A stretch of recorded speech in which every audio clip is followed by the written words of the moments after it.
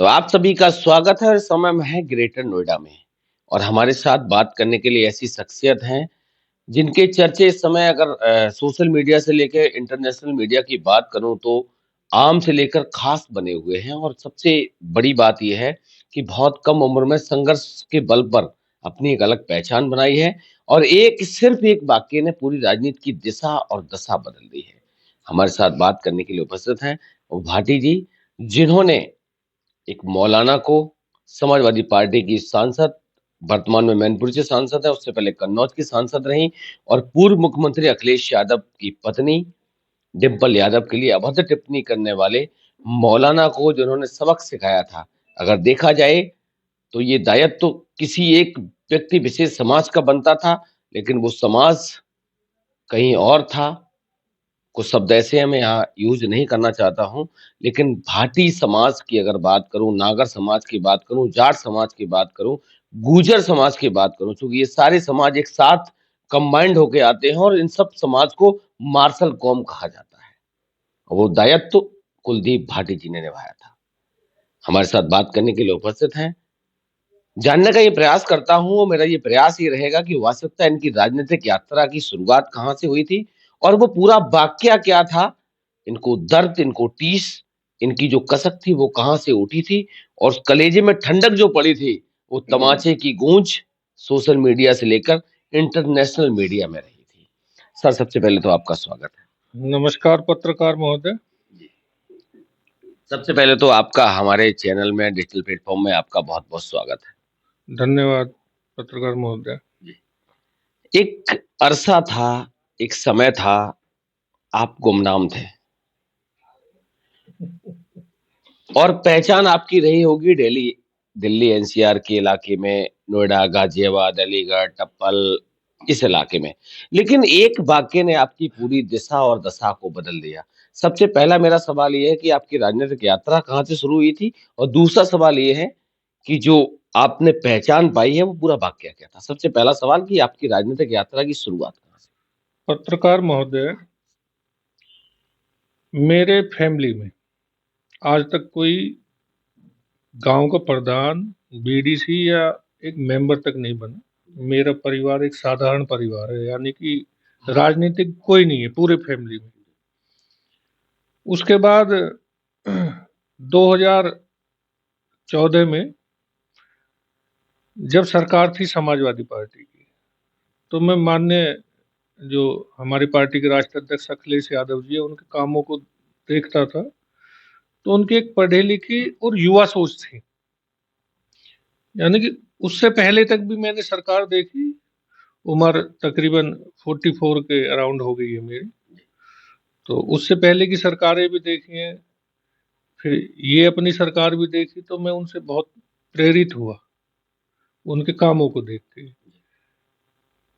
उनका जो विजन था, यानी कि जो आगरा से लखनऊ एक्सप्रेसवे इतने कम समय में बना देना, महिलाओं के लिए सुरक्षा का रहा था, 112 रहा था, मेट्रो जगह जगह रहा था। मतलब उनकी जो सोच थी, और सबसे अच्छी सोच ये थी कि भारत में नंबर 1 का जो एक्सप्रेसवे था वो बहुत कम समय में भारत का सबसे बड़ा जो एक्सप्रेसवे बना वो आगरा से लखनऊ बना। लेकिन उस पे एक बहुत बड़ी चीज थी जो भारत में कहीं भी नहीं थी, कि जब आप जहां भी उतरोगे टोल आप वहां दोगे। कि जैसे पहले क्या होता था, बीच बीच में यहाँ टोल, यहाँ टोल, यहाँ टोल, बीच बीच में टोल लगते थे तो जाम लगता था।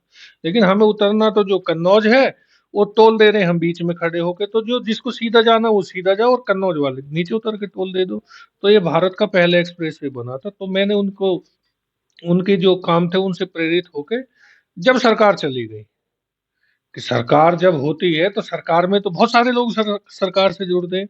सरकार जाने के बाद मैंने समाजवादी पार्टी की सक्रिय सदस्यता कटाई। मतलब 2017 के बाद। 2014 से तो मैं कंटिन्यू ध्यान था, लेकिन थे कि जो हमारे यहाँ भी जो नरेंद्र भाटी मंत्री जी, जो अभी तो खैर बीजेपी में है, उनको भी मैं देखता था। कभी कभार उनके साथ चला गया, जैसे कि एक भीड़ के कारण चले जाते, या नारे लगाने, या उनका झंडा उठा लेना, वो समाजवादी पार्टी से ही थे। ये लेकिन वही नरेंद्र भाटी की आप बात कर रहे हैं जिनके लिए 12 बजे कोर्ट खुला था। ये वही नरेंद्र भाटी हैं जिन्होंने यानी कि जो हमारे यहाँ एडीएम थी, उनको 30 मिनट में उनका ट्रांसफर करा दिया था। तो आप सीढ़ी लगा के अगर गहराई में उतरेंगे तो हम भी उतरने का प्रयास करेंगे। मैं चाहता हूँ कि आप धरातल पे ही रहें। मेरे सवाल का जवाब ये वही नरेंद्र भाटी थे? ये वही नरेंद्र भाटी थे। हाँ। आगे की बात। अब वो पार्टी छोड़ के चले गए और हमने कहा कि भाई समाजवादी से हमें जुड़ना है, और वो माननीय राष्ट्राध्यक्ष अखिलेश यादव की योजनाओं को देख के, उनकी सोच को देख के मैं समाजवादी पार्टी से जुड़ा सरकार जाने के बाद 2017 में। ये आपका दुर्भाग्य था या सौभाग्य था? ये मेरा सौभाग्य था, क्योंकि जब सरकार होती है तो बहुत लोग जुड़ते हैं, लेकिन सरकार को क्यों चली गई, इतने काम करने के बाद भी क्यों चली गई, तो हमने मेहनत करने के लिए सरकार से हम जुड़े कि अब हम ये बागडोर हम भी संभालेंगे और इसको आगे बढ़ाने का काम करेंगे। तब सरकार जाने के बाद हमने पार्टी ज्वाइन की। उसके बाद वो सफर कहाँ से चला और कहाँ तक? सबसे पहले मैं 2019 में ब्लॉक अध्यक्ष बना दादरी का, वो सॉरी 2018 में। फिर 2019 में मैं जो तुम्हारा यूथ ब्रिगेड में प्रदेश सचिव बना। 2018 में आप बने? हाँ, जिला मतलब आधी नाव डूब चुकी थी। जिला सचिव बना, और जिला सचिव बनने के बाद मैं प्रदेश सचिव यूथ में बना। उसके बाद मैं युवजन सभा में प्रदेश सचिव बना। मैं आज भी प्रदेश सचिव हूँ युवजन सभा में। आगे जो मान्य जी का आदेश रहेगा, मेहनत करता हूँ। आदेश मौलाना को थप्पड़ मारने का मानी जी ने दिया था या आपके जहन में कोई कसक थी? दरअसल देखो, जो आप शब्द बार बार बोल रहे हो मौलाना, पहली बात तो मौलाना वो नहीं था, वो एक तुच्छ प्राणी था, और वो किसी जाति विशेष का भी हो सकता है, किसी का भी हो सकता है, ये नहीं कि एक वो जाति विशेष का था। मौलाना और पुजारी, ये दोनों एक ही शब्द है। एक मंदिर में रहता है, एक मस्जिद में रहता है। आदमी नंगा पैदा हुआ है और नंगा ही जाएगा। और लेकिन शब्द तू, तुम और आप एक ही शब्द है। तू में किसी को गोली न मार दी, आप में किसी को गले न लगानी है, कहने का एक फर्क है। ठीक है, हिंदू हो मुस्लिम हो, जो भी मौलाना शब्द जो आप कह रहे हैं ना, वो मौलाना नहीं है। मौलाना का काम क्या है? अब हम किसी मंदिर में है, मंदिर में हम जूते पहन के चले गए, तो हमें नहीं पता कि मंदिर में जूते पहन के जाना है, जूते उतार के जाना है, जूता पहन के जाना है। तो वो पुजारी जो होगा वो कहेगा ये भाटी जी आप ये जूते उतार के मंदिर में आओ, तो वही तो बताएगा। उसने बता दिया, हमने जूता उतार दिया, वही चीज। मतलब मस्जिद का जो मौलाना जो होता है, मौलाना ये बता देगा ठीक है कि हमने गलती की, तो पुजारी ने हमें बता दिया। वही मंदिर मस्जिद की बात है। अगर कोई भी गलती हुई है, पहली बात तो कोई ऐसी गलती नहीं है, साड़ी एक भारत का परिधान है हमारा। ठीक है। और जो हमारी सांसद माननीय डिम्पल यादव जी हैं, वो उनका भारत के अंदर एक जो उनकी सादगी का प्रतीक है, वो उनकी मिसालें दी जाती है कि इतनी सादगी में वो रहती हैं। इतने बड़े राजनीतिक परिवार से होते हुए, इतने ऊंचे ओहदे पे बैठे हुए, भारत की जो सबसे बड़ी पंचायत में बैठने के बावजूद भी वो बिल्कुल एक सादगी का प्रतीक है। उनके लिए उन्होंने अभद्र टिप्पणी की। अब अभद्र टिप्पणी करने के बाद भी मैं डिबेट में देखता रहा, वो कंटिन्यू, मतलब जगह ऑडियंस में लोग उनसे कह रहे थे आपने गलत बोला, गलत बोला, तो वो अपने जो शब्द हैं उस पर अटल थे कि नहीं मैंने सही बोला, जो कोर्ट का फैसला होगा, जो कोर्ट का फैसला होगा। ठीक है, हम भी देखते रहे भी कोर्ट का क्या फैसला आएगा, क्या सरकार करेगी। अब 2-3 जगह मुकदमे भी लिखे, लेकिन सरकार ने कोई काम नहीं किया। अब उसका रीजन मैं बताऊंगा। वो जो रशीदी नाम का जो प्राणी था, वो जो तुच्छ इंसान था, उसने, वो बीजेपी का एजेंट था। ये आप कैसे प्रमाणित कैसे कर सकते हैं इस बात? देखो, पहले क्या होता था कि रामायण हम उस समय पे नहीं थे, एक लिखा हुआ था। आज हमारे पास एक ये दूरभाष चलित यंत्र है। पहली बात तो उन्होंने जब दिल्ली में चुनाव हुआ तो ये कहा कि मैं बीजेपी को वोट दे के आ गया।